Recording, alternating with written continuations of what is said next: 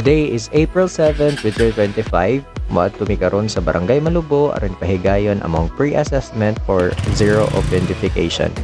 I've been assigned in Malubo for 4 years now, and sa akong 4 years I can confidently say na naanad na ko sa dalan, and since hambugiro po tagamay ato tuning i-flex ang atong sakasaka diri sa hanging braid. Makinambog po tagamay kay basig wahaon tag sayo ni Lord kay buutan ra kayo ta. While waiting sa among masakyan, naabta namo ning mga taga Malubo nga nagkarga og mga mais ug kupras mo ding ilahang produkto diri.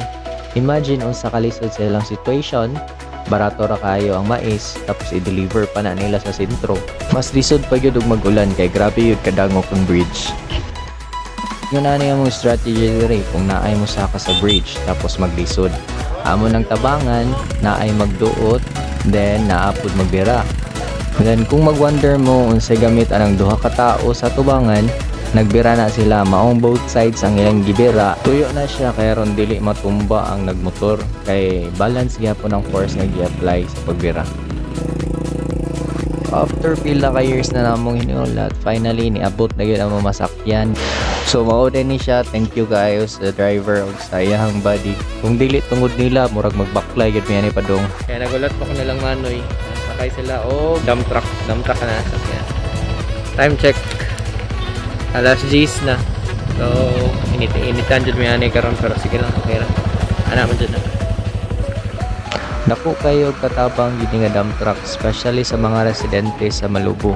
Kaya instead nga mupliti sila og mahal padong sa sentro, makihitch na lang sila ang ilahang pliti, palit na lang na nila bugas. Naku na kayo katabang.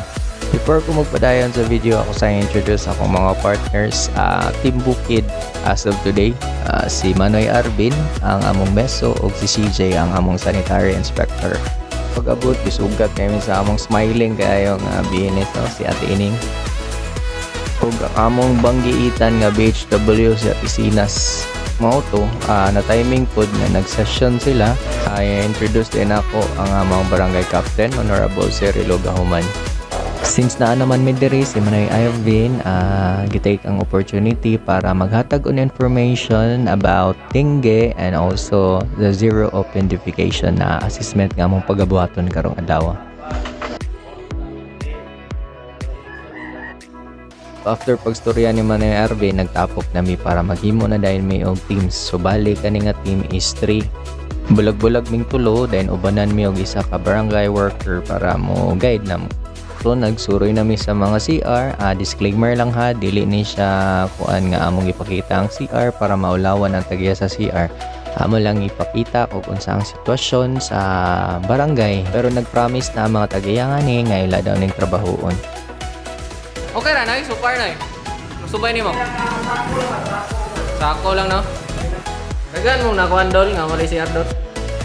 Ay wala Paul.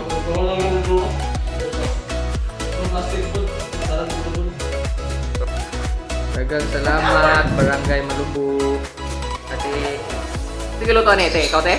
Umbana sir. Ay, umbana. Dagang salamat sa umbana te. Ako ni mo kagbo na mo permisi diri. Napay ko. Manoy! So after na mo kaon, nagtabi-tabi sa may kauban sa mo ang BNS o BHW. Maipuni mo istorya si CJ good. Maipuni mo dalag istorya. So mao to nagsistorya mi after ana nanguli na dayon mi. So daghang salamat Barangay Malubo sa pag-atiman kanamo.